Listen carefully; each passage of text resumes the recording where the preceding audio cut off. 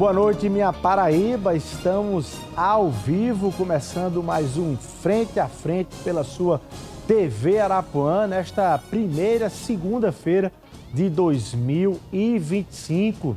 É exatamente nesta primeira segunda-feira do ano que o governador João Azevedo conduziu, na manhã de hoje, uma solenidade para fazer um balanço das ações do governo no ano de 2024, apresentando aí uma margem de investimento, segundo ele, que vai no total de 5,3 bilhões de reais em obras e ações aqui no estado, muito acima da média de muitos estados aqui no Brasil. E a nossa conversa de hoje é exatamente com o homem que conduz a maioria dessas obras aqui na Paraíba e é o grande trunfo do PSB para a sucessão para o governo do estado nas eleições de 2026. Eu estou falando do secretário de Infraestrutura e Recursos Hídricos aqui da Paraíba, Deusdedit Queiroga, que vai bater um papo conosco aqui nessa noite, nesse primeiro Frente a Frente de 2025, nessa segunda-feira. Deusdedit, que está aí cumprindo o papel, ocupando o espaço que João Azevedo cumpria antes de virar governador da Paraíba. Fica aí, Frente a Frente, tá no ar.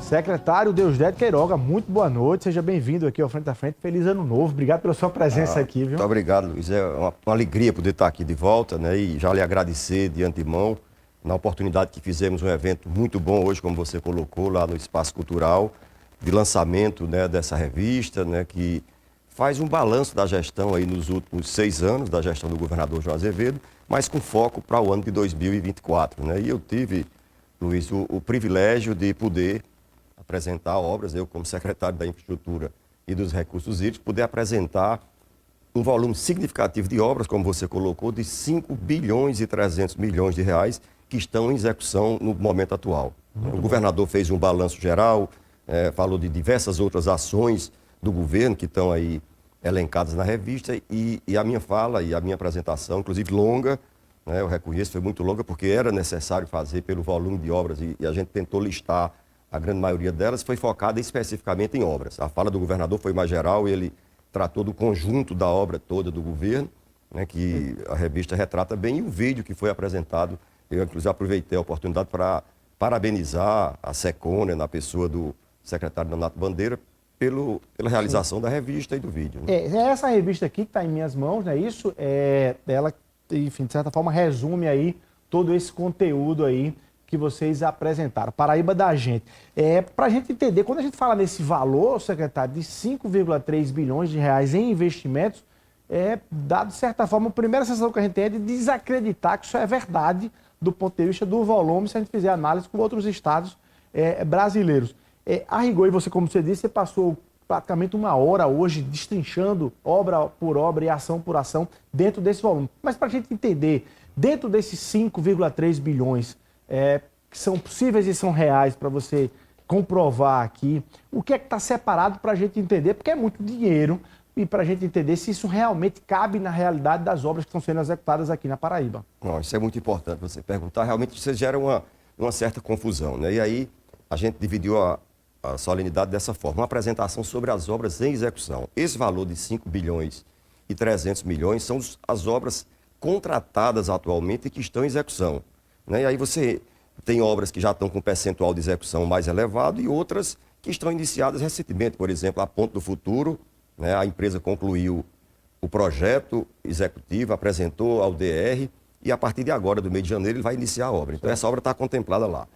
A Adutora do Cariri, que iniciou há 2 meses. Mas, por outro lado, tem também obras que já estão com percentual de execução mais elevado. Então, esse valor total, 5 bilhões e 300 milhões de reais, é o valor dos contratos das obras que estão em execução no momento atual, mas com foco interessante. O governador estabeleceu como meta para todos nós que fazemos a parte da sua equipe, que até dezembro de 2026, que é exatamente o final do prazo do mandato para que para o qual ele foi eleito, né, governador, e Lucas Ribeiro eleito vice-governador, ele quer concluir todo esse conjunto de obras. Todos esses 5,3 bilhões. Exatamente. Quer concluir até o final de dezembro, até dezembro de 2026. Isso aí. E aí, Luiz, eu tive a oportunidade de falar durante a apresentação.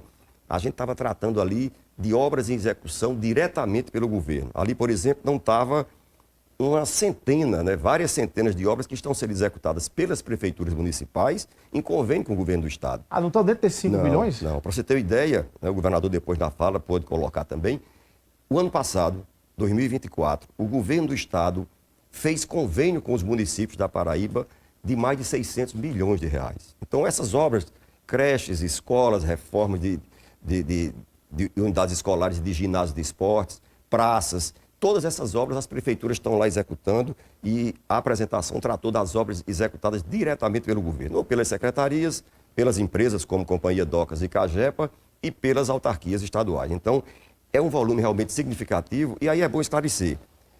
Tem um outro número que foi apresentado, 2,3 bilhões de reais, Sim. Um pouco mais aqui. Aí você, inclusive, né, ali antes de entrar, você estava querendo entender um pouco disso, é importante. Para você ter uma ideia, em 2019, né, quando o João Azevedo assumiu o governo, no ano de 2019, o primeiro ano do governo da gestão de João Azevedo, o investimento com recursos próprios do Estado foi de 580 milhões de reais. Né? A margem estava essa. Daquele ano foi isso aí. 6 anos depois, agora em 2024, esse valor foi para 2 bilhões 350 milhões. Ou seja, 4 vezes o valor, quadruplicou o valor na rubrica investimento com recursos próprios. Já o orçamento, por exemplo, o orçamento contempla tudo, né? O orçamento envolve custeio, despesa de pessoal e investimentos. O orçamento, em 2019, foi de 9 bilhões de reais. Esse ano de 2024 já foi 18 bilhões de reais. Ou seja, o orçamento dobrou, mas o investimento com recursos próprios do Estado quadruplicou. Ou seja, se fosse para seguir uma proporcionalidade, no máximo o investimento de 2024 seria de 1 bilhão de reais. Isso. Ele dobraria. Dobraria. Se fosse manter essa mesma proporção do orçamento. Mas aí o esforço, né? E aí eu ia lhe perguntar, então, de onde é que está vindo essa abertura dessa margem de investimento? Inclusive, da última vez que você veio aqui no Frente a Frente, causou uma maior polêmica que você fez assim, olha, do ponto de vista de margem de investimento, a gente investe hoje em obras 10 vezes mais do que investia no governo passado, inclusive. Pois é. De onde é que está vindo essa janela para essa abertura dessa margem? O governador, né, como gestor, conseguiu, é o que a gente chama do equilíbrio fiscal. Hoje, o Estado arrecada muito mais do que gasta e, evidentemente, essa sobra ele consegue direcionar para investimentos. Né? Investimentos na infraestrutura, na saúde, na educação, na segurança. E esse dado que a gente apresentou hoje de 5,3 bilhões era apenas obras. Né? Você tem outros componentes que são investimentos e que não são obras. Por exemplo, a gente citou lá um investimento de 400 milhões só na ampliação da rede hospitalar. E eu estava falando da construção de 3 novos hospitais e 7 hospitais no interior do estado que estão sendo ampliados e reformados. Mas você não tem aí contabilizado o recurso para equipar esses hospitais. Então, o nível de investimento realmente é maior do que aquele. Então, isso vem exatamente do equilíbrio fiscal que o governo conseguiu, aumentou a arrecadação e conseguiu segurar, eu diria, a despesa com o custeio da máquina e, consequentemente, privilegiar os investimentos. Então, dentro desses 5,3 bilhões de reais de obras que já estão perto de ser concluídas, obras que vão começar, como a Ponte do Futuro, né, Cabedelo-Lucena, e obras que estão em execução, estão aí as estradas, estão aí os trechos de mobilidade urbana, os arcos metropolitanos, o centro de convenções, os 3 hospitais, está tudo aí dentro. O polo turístico não está nessa contabilidade, isso é outra... Ou está, para a gente entender. Exatamente, é importante isso aí separar. Do polo turístico entrou um valor de 20 e poucos milhões, que são obras complementares que a Sinep está fazendo. Lá no polo turístico já tem um investimento público forte, né, por parte da Cagepa, na área de esgotamento sanitário, pavimentação de vias. E aí o que entrou foi a Avenida Boulevard dos Ipês, que está sendo concluída, está sendo executada pela Sinep, alguma coisa de drenagem. Mas, por exemplo, os 2,2 bilhões de reais que estão sendo investidos hoje no polo turístico pela iniciativa privada, não entrou nessa conta. Essa conta de 5,3 bilhões é de obras executadas diretamente pelo governo do Estado com recursos públicos. Você tem, inclusive, Luiz, um dado importante, que foi exatamente a tela final da apresentação, que o governador também reforçou, é que desses 5,3 bilhões de reais em obras em execução atualmente, 4,7 bilhões são recursos do Tesouro da Paraíba. Apenas 600 milhões desse valor é que tem recursos que são recursos federais. O que é um número que surpreende também, mas Muito. que me estimula a fazer uma pergunta, porque você disse aí, olha, eu perguntei, de onde é que está vindo esse dinheiro? Você está dizendo, o governo tem aumentado sua arrecadação. E aí certamente tem gente em casa dizendo, ou empresário em casa dizendo o seguinte, exatamente, as custas de uma alta carga tributária que esse Estado consegue esse recurso. Você responde como? Não, pelo contrário, né? O Estado deu, inclusive, isenções importantes em vários setores, em várias áreas. Na área industrial, para a atração de novas indústrias, tem incentivos fiscais, tem incentivos para os comerciantes da área da caprinocultura, né? Lá na região do Cariri. Tem vários incentivos que o governo federal, o governo do Estado dá através do FAIN e através de incentivos diretos, através da Secretaria da Receita. Então, não tem nada a ver com arroxo fiscal, muito pelo contrário, né? Acho que o governo já se tentou falar até sobre isso um pouco na campanha eleitoral. Já foi tema de campanha de disputa. Se colocar essa pecha que infelizmente não pegou porque está se vendo que não existe isso, né? Hoje, inclusive, para você conseguir qualquer aumento de imposto, você passa por um conselho nacional, você não tem isso. A Paraíba, inclusive, repito, tem vários incentivos importantes, tanto para a atração de novos negócios, para ampliação e manutenção dos negócios estaduais. E as empresas certamente não vêm a um Estado ou não viriam a um Estado, ou não vão a um Estado que tem ali uma pressão muito grande de carga tributária. Sem dúvida. O empresariado, de uma maneira geral, ele procura estados onde tem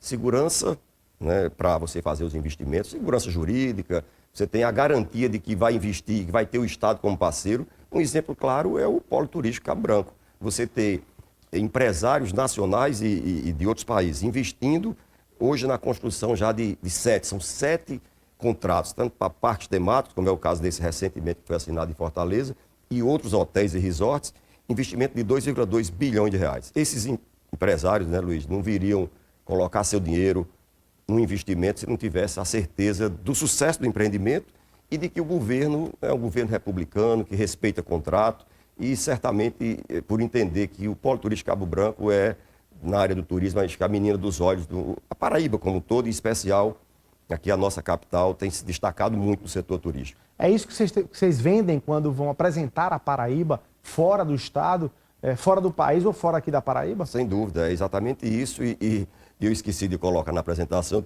eu tinha lembrado, mas acho que o maior garoto propaganda da Paraíba é o governador João Azevedo, né? Você já deve ter acompanhei algo lá na FIEP, em né? São Paulo, Fiesp, ao receber empresários, né, aqui no seu gabinete, ele fala da Paraíba com muito entusiasmo, né, com muita emoção, e isso, sem dúvida alguma, cativa. E os empresários têm reconhecido isso.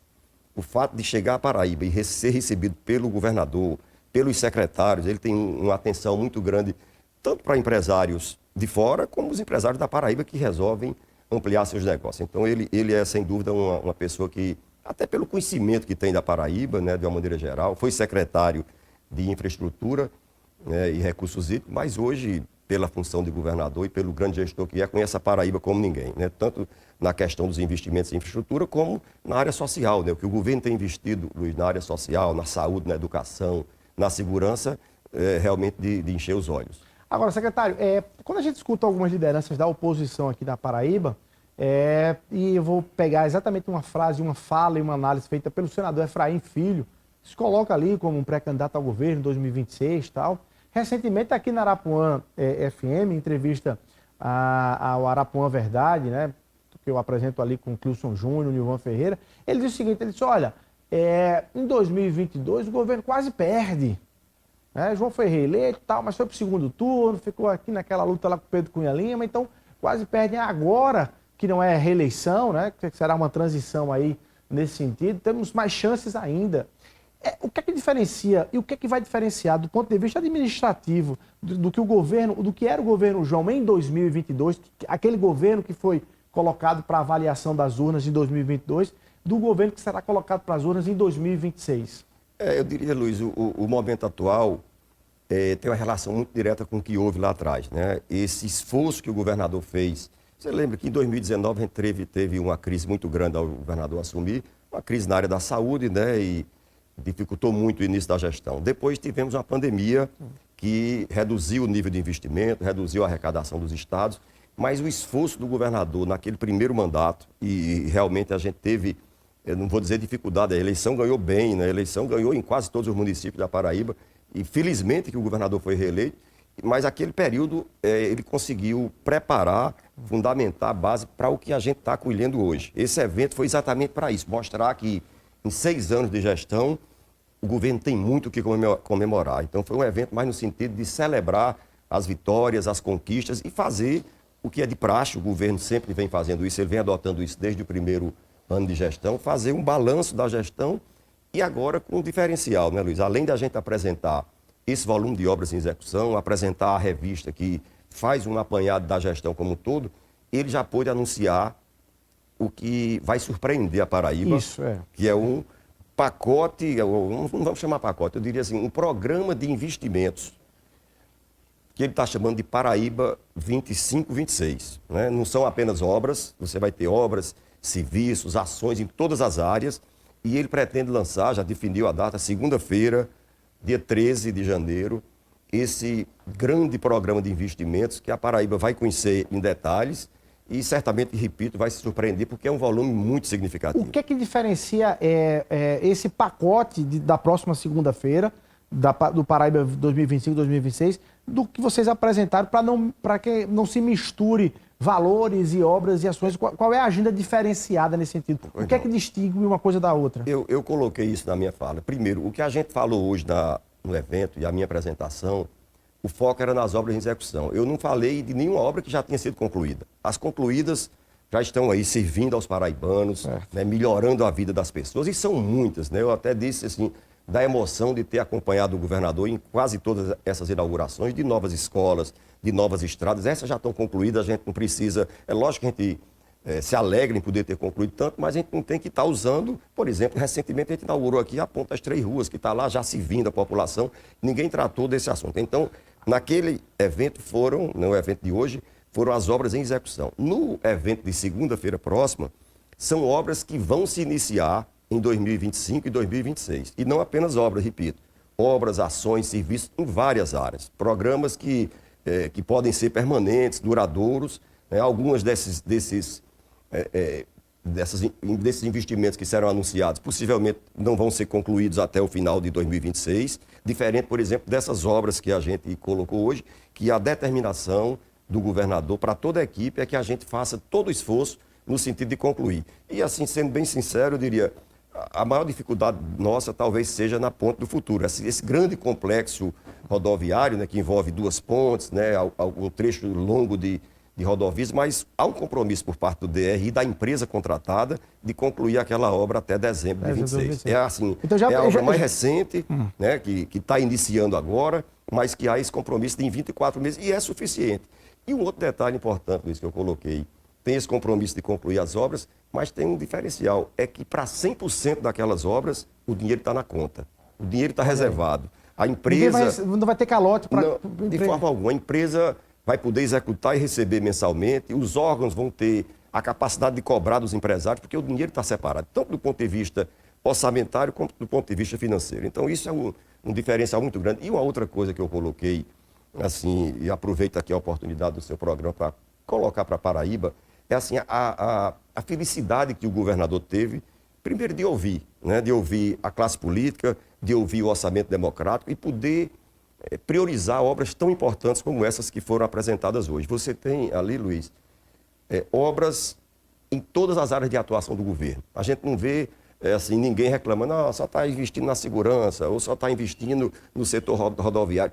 O governo tem obras em todas as áreas. E um outro aspecto importante que eu coloquei também na fala, a distribuição espacial dessas obras. Isso é muito importante. A gente não percebe, por exemplo, o Cariri reclamando do Curibataú, que uma região tem mais obra do que a outra, porque está distribuído de uma forma assim, muito igual, eu diria, né? E contemplando, né, todas as regiões do estado. O Sertão tem obra, o Cariri tem obras. Então, essa distribuição espacial é fruto aí da gestão, da competência do governador de saber escutar, saber priorizar e está realizando as obras que são realmente mais importantes para a Paraíba. Ô, secretário, deixa eu assim, lhe fazer diretamente uma pergunta e um questionamento que você certamente está sendo colocado para fazê-lo, que é, hoje você apresentou essas obras, você está tocando boa parte dessas obras, você cumpre hoje, como eu disse na abertura do programa, você cumpre hoje um papel que, de certa forma, João Azevedo cumpria antes de virar governador da Paraíba. E aí eu não vou fazer uma volta muito grande para lhe perguntar muito claramente. Você está na sua agenda uma pré-candidatura, uma possibilidade de você ser o candidato ao governo da Paraíba? Você trabalha com isso? Não, na minha agenda não está, Luiz. Assim, o meu foco, eu inclusive disse hoje numa entrevista logo após o evento, o meu foco é na gestão. A gente ainda tem 2 anos de mandato. O governador, como disse, nos deu essa missão de concluir essas obras e, ao mesmo tempo, já na segunda-feira, lança um grande volume de obras que vão precisar ser planejadas. Algumas delas ainda dependem de finalização de projeto e todas elas a serem licitadas. Então, o meu foco hoje é na gestão. Eu recebo, assim, com alegria, e é uma honra para mim ter o meu nome lembrado e até talvez por essa situação. O governador João Azevedo era secretário da infraestrutura do governo, tocava o programa de obras. E também dizia que focava só na gestão. Pois é. Virou governador. E ele focava mesmo na gestão, né? Agora, conseguiu a condição política, né, para se eleger governador e felizmente está aí fazendo um bom trabalho. Eu não vou dizer assim, eu tenho, Luiz, eu em 90 fui deputado estadual, ou seja, se fizer a conta aí, eu tenho 34 anos, em 91 assumi o mandato, 34 anos de gestão pública. E aí muitas vezes se pergunta, não, o seu nome está à disposição, o senhor está preparado?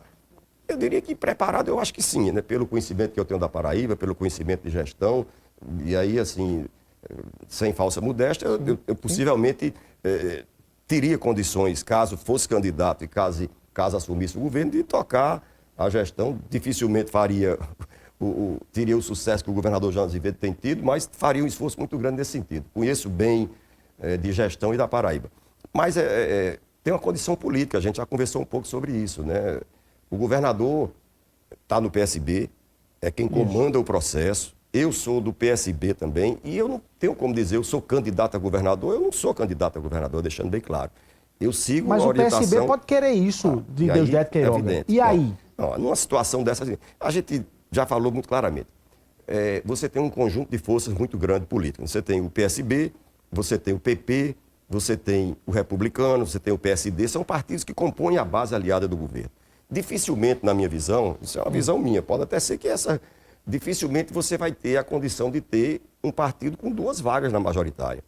A gente vê, assim, uma inclinação, vou usar esse termo assim, muito forte e é natural, do governador ser candidato ao Senado.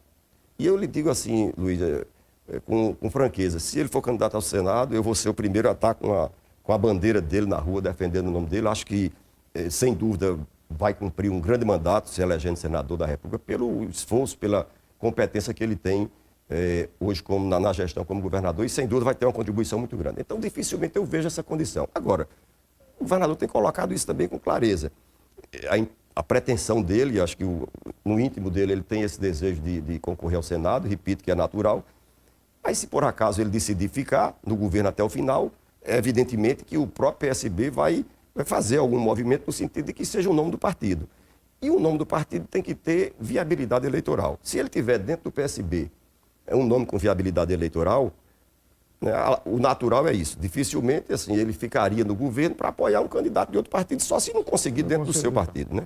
Então, só nessa sua resposta você me deu pelo menos umas 2 ou 3 assertivas e afirmações nesse sentido. A primeira delas é o seguinte, olha, é só uma vaga para o PSB. Então, se João for candidato ao Senado, além dele deixar de comandar o governo, o PSB já estaria contemplado com a vaga de senador e João, então não tem mais debate sobre outra coisa. Perfeito. A outra era João ficando, você está dando outra informação, que é João ficando, numa eventualidade dele ficar, dificilmente o candidato não é do PSB. Porque aí eu estou perguntando isso porque Adriano Galdino, do Republicano, já colocou ali seu nome claramente. O prefeito Célio Lucena teve gritos de governador, hoje, enquanto Cícero falava, uma outra, enfim.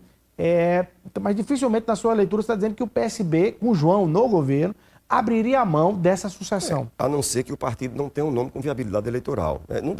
Não dá para medir uma viabilidade eleitoral minha. Eu não sou candidato, eu não me coloquei nessa condição ainda. Né? Assim, teria que ser mensurado isso. E aí seria no momento. Então, assim, muita conjectura que a gente está fazendo para o Aí você me traz um dado interessante do ponto de vista de leitura estratégica e de análise política, que é o seguinte. Vocês não se sentem, do ponto de vista de PSB, e aí, particularmente, Deusdedito Queiroga, amarrado e, de certa forma, há um desequilíbrio nesse cenário, porque Adriano Galdino, do Republicanos, presidente da Assembleia, livremente já coloca seu nome, já está dizendo que vai cumprir a agenda de pré-candidato, visitando prefeitura, colocando seu projeto de candidato ao governo, saindo na frente nesse sentido.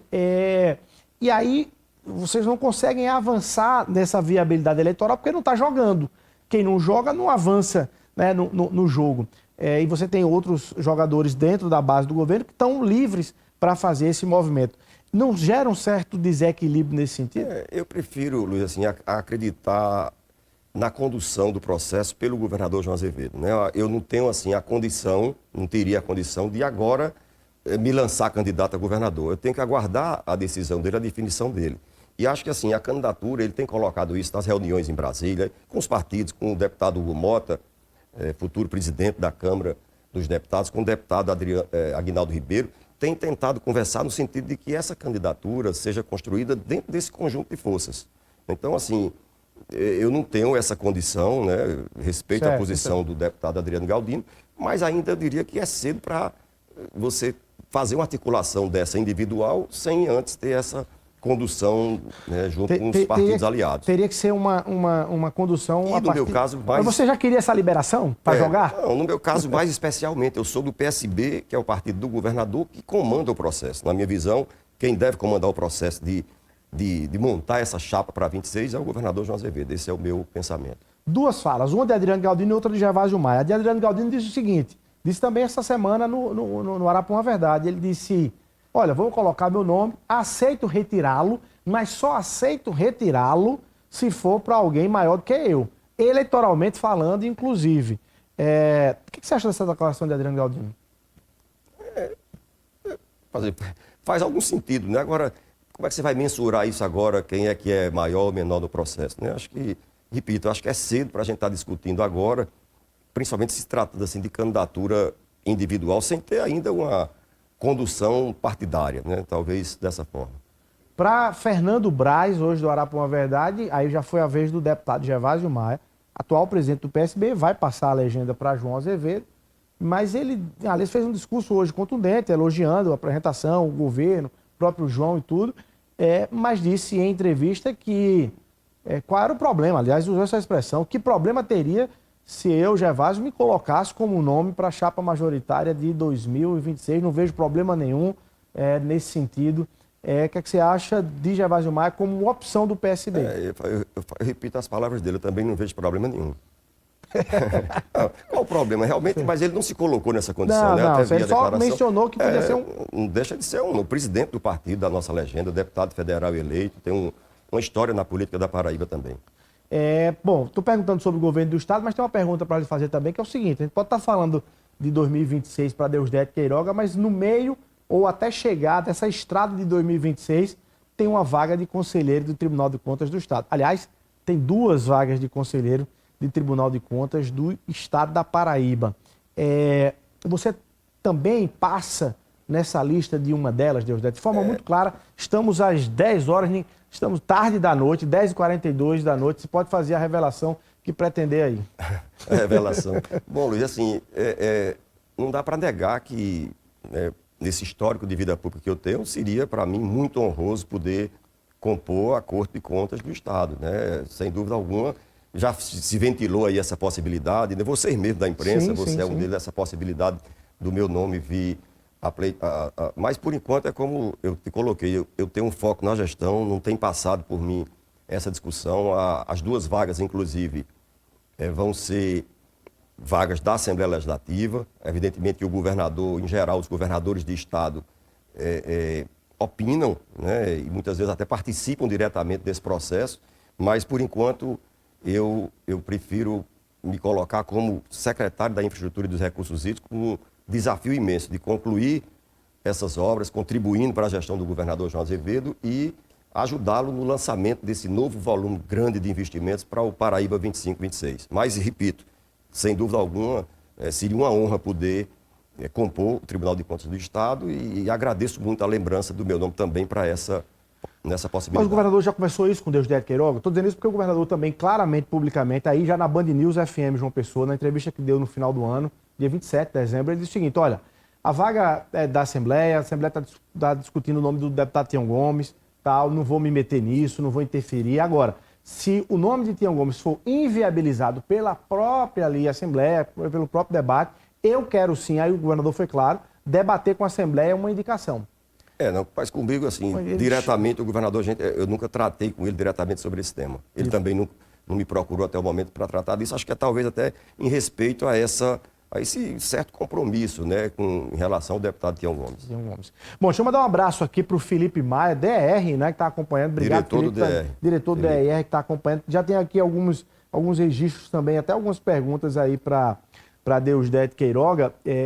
Daqui a pouco, talvez aí no finalzinho, a gente consegue selecionar alguma aqui, Deusdedit, para a gente fazer. Mas só para a gente fazer uma história, pouca gente também sabe que você já foi deputado, né? Você já começou na política, aliás, foi o deputado mais votado da Paraíba naquela eleição de 90, né? De 1990 para a Assembleia Legislativa, entrando ali, garoto, posso dizer assim, na Assembleia. Já tinha 27 anos, não era mais tão garoto, já tinha 27 anos, mas era bem jovem, realmente. Nesse sentido.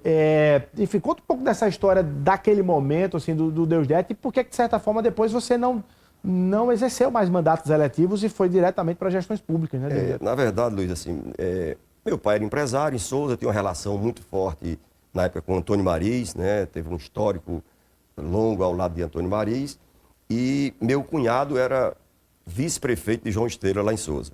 E aí meu pai sempre se envolveu muito em política, eu era bem jovem, tinha acabado o curso de engenharia há pouco tempo, trabalhava com ele na empresa, e a gente decidiu, né, por essa candidatura. Eu consegui me eleger o mais votado do Estado, realmente, né, uma votação, 23 mil votos. Na época era uma votação muito grande para a época, hoje já 1990, tem... né? Em 90. E aí me elegi, o deputado estadual me elegia só na região de Souza, né, foi uma votação local muito forte. Mas aí em 92 eu fui candidato a prefeito de Souza, perdi a eleição para prefeito, na época para o prefeito Marizinho, e depois em 94 já não fui mais candidato. De lá para cá, não saí da vida pública mais nenhum minuto, né? Sempre ocupando cargos, alguns importantes, outros nem tanto, e felizmente hoje na condição de poder contribuir com a gestão do governador numa função muito importante, muito especial e num momento diferenciado, né? Acho que a Paraíba vive um momento, a gente fala o melhor momento da Paraíba, mas em vários aspectos, poder contribuir com a gestão de João sem dúvida alguma, motivo de muito orgulho e de muita honra para mim. Mas você guarda experiências aí desse mandato? Assim, Foi um mandato interessante, né? O Carlos Dunga era o presidente da Assembleia Legislativa, na época o governador era o Ronaldo Cunha Lima, foi o governador do Estado de 91 a 94, mas eu diria que foi um mandato bom, né? Uma experiência boa, não me arrependo de nada, muito pelo contrário, não deixei a vida pública por alguma desilusão, né? Na verdade, eu entendi que não tinha mais viabilidade eleitoral para ser candidato à reeleição na eleição seguinte, em 98, e preferi não concorrer. E aí continuei, fiz parte da gestão do governo Mariz, depois no governo Maranhão, e atualmente estou aí nessa função. Tem eleitores ainda daquela época que ainda dizem assim, Deusdedit, e aí? Ainda tenho. Aqui e lá eu chego numa cidade interior, eu votei em você da eleição de 90, geralmente o pessoal já com da minha faixa etária, mas 60, vai poder votar 61. Em 2026, um eleitorado que poderia votar em 2026. Sem dúvida. Se eu for candidato a alguma coisa, quem sabe, né? Eu até já ventilei aí a possibilidade de outras candidaturas, mas vamos aguardar, vamos por enquanto, focar na gestão, né, e fazer esse trabalho de cumprimento dessa meta audaciosa estabelecida pelo governador João Azevedo. Falar em gestão, o governo tem, de certa forma, tem um conceito de obras com celeridade, de entrega de obras e tudo, mas aí tem algumas obras que a população tem reclamado ou estão cobrado celeridade. Por exemplo, essa ali de frente, ali aquele viaduto de frente ao centro administrativo. Em Água Fria. Em Água Fria. O que é que está havendo com aquela obra que as pessoas... talvez a única obra do governo que as pessoas fazem. Essa obra está demorando, essa obra está se arrastando. O que é que está havendo? A gente tem, Luiz, alguns problemas, né? Acho que todo mundo aí já contratou, às vezes, um marceneiro em casa, né? E aí, às vezes, você não consegue, eles não conseguem cumprir o prazo. Às vezes acontece a mesma coisa. Não falta dinheiro para a obra. Muitas vezes as empresas ganham as obras, nas licitações das obras, assinam o contrato e a capacidade operacional não consegue cumprir o prazo. Para você ter uma ideia, aquela empresa que venceu aquela obra é uma grande empresa nacional, é a mesma que inclusive está fazendo para o DENIT a triplicação da BR-230, a CLC, se eu não me engano, acho que é essa. Mas talvez seja isso, ela às vezes pega um volume de obras acima da sua capacidade e tem algum problema. A gente teve problemas de atraso lá no contorno de Bananeiras, né, numa obra lá em Sousa, mas são coisas muito pontuais, né? Eu citei hoje, Luiz, para você ter uma ideia, nós temos hoje em execução 640 obras. Foi o número final que importa nesse valor de 5 bilhões e 300, 640 obras. E a gente conta nos dedos aí uma ou outra que tem um problema de atraso, o que é natural. Quem é gestor e os prefeitos, né, que estão nos ouvindo sabem que às vezes você contrata uma obra, está com dinheiro na conta, mas tem problema, às vezes a empresa tem alguma dificuldade financeira, vai à falência, e aí você tem que licitar novamente. No caso desse viaduto de Água Fria, não, é realmente... a gente entende, o próprio governador tem se incomodado um pouco, a gente passa sempre ali muitas vezes para pegar o avião e vai junto. Essa obra já era para estar concluída e havia uma previsão de conclusão agora no final do ano passado. Vai se estender um pouquinho mais, mas está bem próxima já, Luiz. Acho que, inclusive, não tem mais tido problema no trânsito, os desvios são muito bem feitos, mas realmente precisa ser concluída. Você quer cravar um prazo aqui? Eu diria que abril. A previsão, abril desse ano, com certeza a gente vai estar. Porque já está, inclusive, com toda a base pronta, concretada totalmente a ponte, o viaduto. Eu acho que abril é um prazo razoável para concluir. Mas, repito, a intenção, né, dessas 640 obras é conclusão até o final de 26. E eu diria a você o seguinte: grande maioria delas, a maioria ainda em 2025.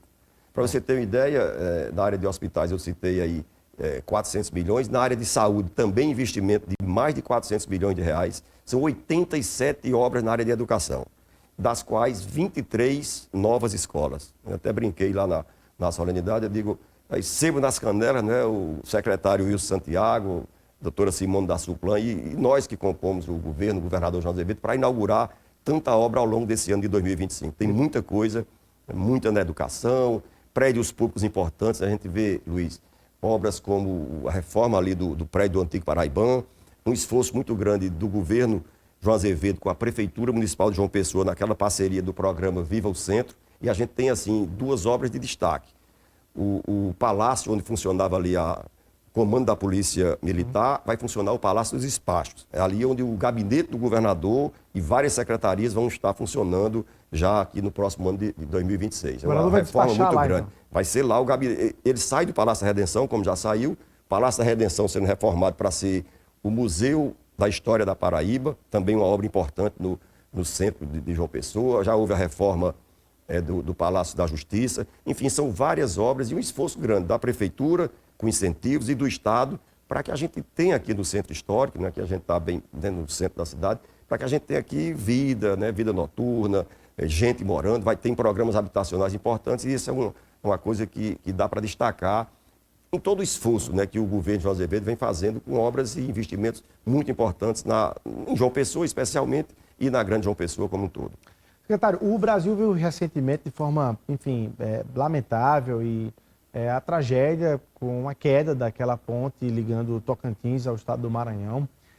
E, naturalmente, se levantou muitos questionamentos à questão da qualidade do estado das obras no país, as obras públicas, independentemente se ela é do governo federal ou se ela é do governo estadual. Eu quero trazer a realidade aqui para Paraíba. Você tem um mapeamento, um monitoramento das nossas pontes, das nossas barragens, do ponto de vista da situação delas, do estado delas de manutenção. Corremos alguns riscos aqui na Paraíba de obras, sejam elas estaduais ou federais, secretário? Eu vou começar por barragem, Luiz. A gente tem na Paraíba, até citei hoje na fala também, um programa permanente de recuperação e manutenção de barragens. É muito importante. A Paraíba sofreu muito com o rompimento da barragem de Camará lá atrás, né? Algumas pessoas morreram. Inclusive, por conta daquele rompimento, houve uma mudança na legislação de segurança de barragem a nível nacional. E eu diria que, do ponto de vista de barragem, não. A gente tem um monitoramento permanente feito pela ESA e pela Secretaria da Infraestrutura, tudo em ordem.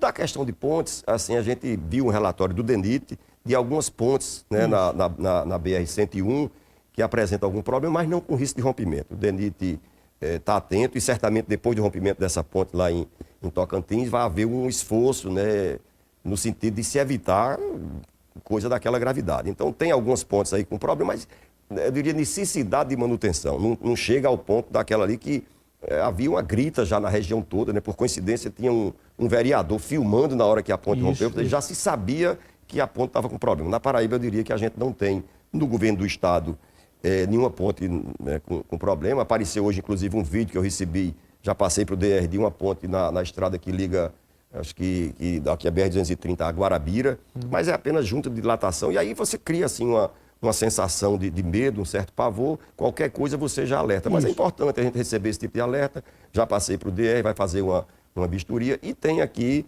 uma ponte antiga que liga o centro de João Pessoa ali à Bahia, aquela ponte muito antiga, tombada inclusive, né, pelo patrimônio histórico, e o DR está com um projeto para fazer uma recuperação. Mas nada significativo nesse tema. Você falou do vereador filmando, agora de vez em quando aparece aí uma outra liderança ali da oposição, ou um cidadão ali que faz ali algum debate em relação ao governo, em Campina Grande, falando do arco metropolitano de Campina Grande, já falou, está esfarelando o arco metropolitano. O que é que você diz sobre isso? Não, houve ali realmente assim, um problema específico, pontual, acho que há cerca de 5 meses, eu inclusive estive lá, Luiz, fiz uma filmagem.